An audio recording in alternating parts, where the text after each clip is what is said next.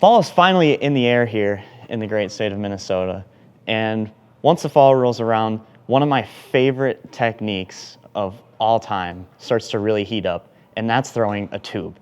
Now, while most of the time I'm fishing a tube, I'm fishing it for smallmouth.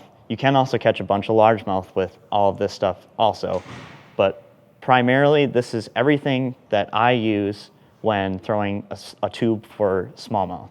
So I usually like to go down two different paths when considering throwing a tube. So if I'm fishing like big water, Great Lakes, fisheries, anything like that, say I'm fishing in anywhere from 15 to 25 feet of water, when I put a setup together, I kind of change it from what I normally will use. So I'm usually targeting isolated boulders or little rock veins, spines, changes in bottom transitions from hard bottom to pebble rock or pebble rock to chunk rock, anything like that. I usually like to go with a little bit bigger of a rod. So one of the rods that I'm going to choose is the G Loomis GLX 7'5" extra fast spinning rod. Now, one thing that is very important to consider when picking out a rod like this is, yes, it is a higher end rod, but you're bombing casts out there. And it's very crucial to have a very sensitive rod in order to feel what's on the bottom, but also to detect the lightest bites, especially when you're getting a bite way out at the end of your cast. It's one of those things that's nice to have a medium heavy power to it, is when you're making that long cast, you have leverage on that fish. So you're still able to drive that hook home way out from a distance. And you also, when you go with a medium heavy and a longer rod, this also kind of gives you the option to go down two different paths when it comes to line. So a lot of guys will run braid to a leader when fishing this tactic, but also it is not uncommon, especially for guys like Mark Zona that do a ton of Great Lakes fishing, to run all fluorocarbon on their reels. So having that medium heavy rod also, if you're running all fluorocarbon, helps you really drive that hook home. So this is a really good rod to have for anything like that. Now, when you're picking out a reel, this is just as important. I'm gonna go with something like the Shimano Stratic. So the Stratic has been around for a long time. It's notoriously been a very popular, more economical priced reel for the Shimano lineup, and it truly is an absolute workhorse. It is a little bit heavier than, say, call a Vanford, but like this thing is excellent for having a longer rod to balance out. So it really, it feels light in the hand. It's got a 3,000 size spool on it, so you can absolutely load this thing up with line. You can make a super long cast with this thing.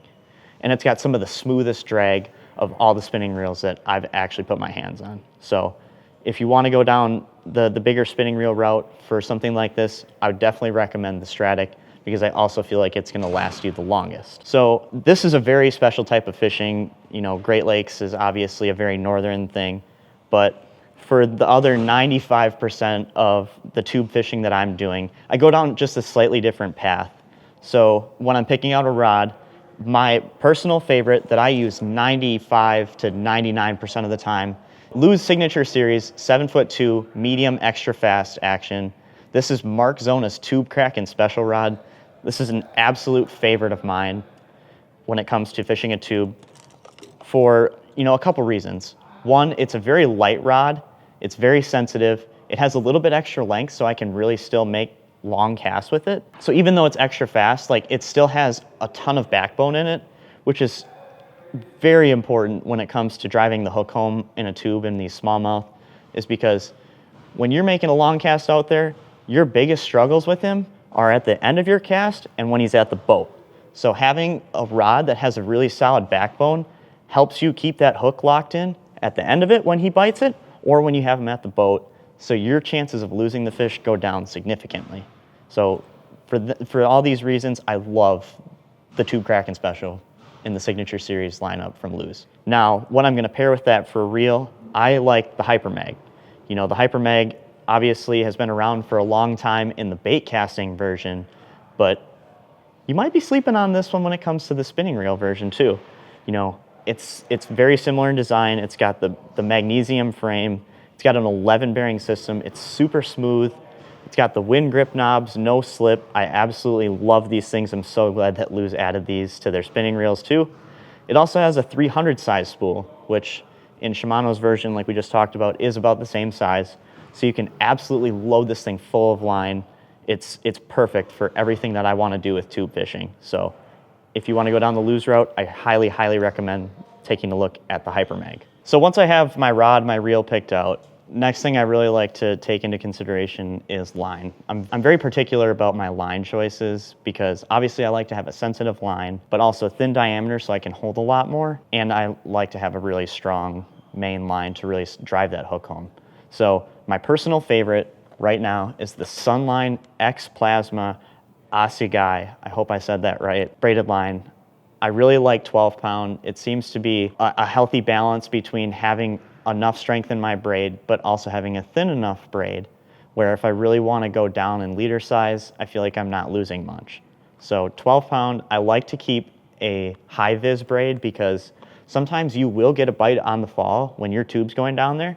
So having a high vis braid is super beneficial to being able to see the smallest twitches in your line so you can see a bite if you get one on the fall. So Sunline X Plasma Assegai braid, my go-to.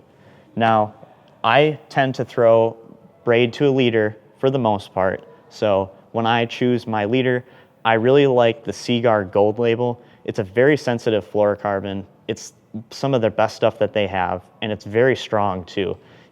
There's not a lot of guys that talk about this enough, and I think it needs a little bit more attention just because of how good this line is. So if you really haven't checked out the Seaguar Gold label line, you need to. This stuff is legit. So then once I have my line picked out, the next thing I obviously am going to start looking at is tube heads and then the soft plastic tube itself. So when I'm fishing on the Great Lakes in that much bigger water, I'm not afraid to go with a little bit bigger size tube. So I really like the 3.5 inch tube. This in specific is the Strike King coffee tube. This is 3.5 inches and it's in the color watermelon red.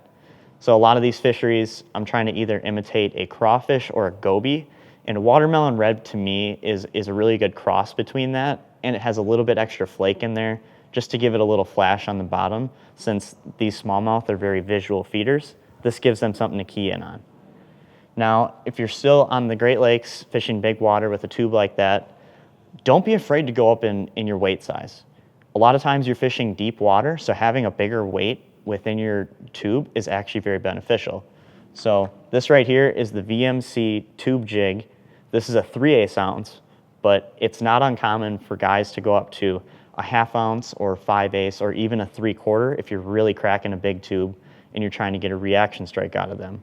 So don't be afraid to go big on tube jig sizes when you're throwing the bigger tube. So for the rest of the tube fishing that I do, I kind of keep a wide range of where I'll throw this type of a tube.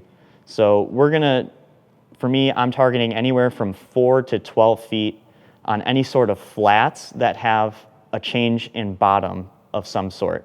So you want to make sure that you're throwing this around hard bottom because otherwise you're going to get a lot of muck and whatnot that gets on your knot and your tube will catch it. So things you don't want an open hook to get snagged on.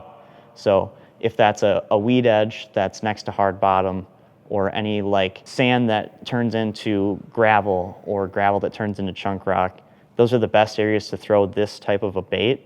And I really love to downsize my tubes when I'm targeting these specific areas. So my favorite is the Howie's tube. This is a 2 3/4 inches, so it's quite a bit smaller than the 3.5 inch coffee tube.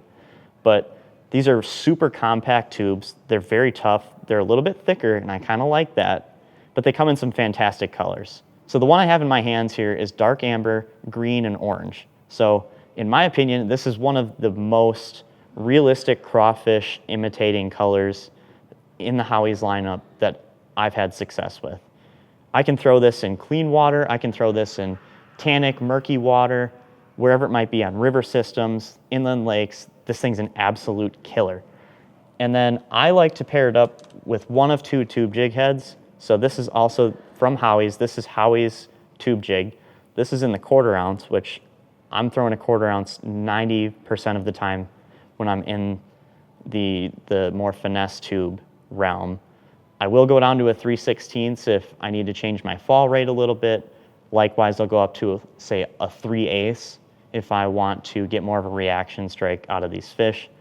But for the most part, 1/4 ounce is really the way to go. And I love the Howie's tube jig. It's super sharp hook. It lasts quite a while, and you'd be amazed at how many fish you can get out of one of these. Now, one other tube jig that I am still playing around with, but has impressed me very recently since it has been released, is the X-Zone Stealth Finesse tube jig. So this is made for their Stealth Finesse lineup, but it's got a unique head design in it. So it has grooves in the side of the head. So if you want to add scent or anything to it, that's a great way to do it on this. But it also has a very stout hook in it. And it's got a, I will say it's one of the most stout hooks in a finesse tube jig head that I have seen in a long time. So this is really good. If you horse on fish a little bit more than you think you should when you're using spinning gear, check out the X-Zone Stealth Finesse tube jig, because this hook is awesome. And I can't wait to see how many fish I can get out of it. So this is a very quick walkthrough of everything that I take into consideration when putting a setup together to fish, we'll call it finesse tubes. So take what you want from this, get out on the water this fall. It's some of the best time to be out on the lake. Put some of this to practice, tag us in your fish catches as always, and go catch them.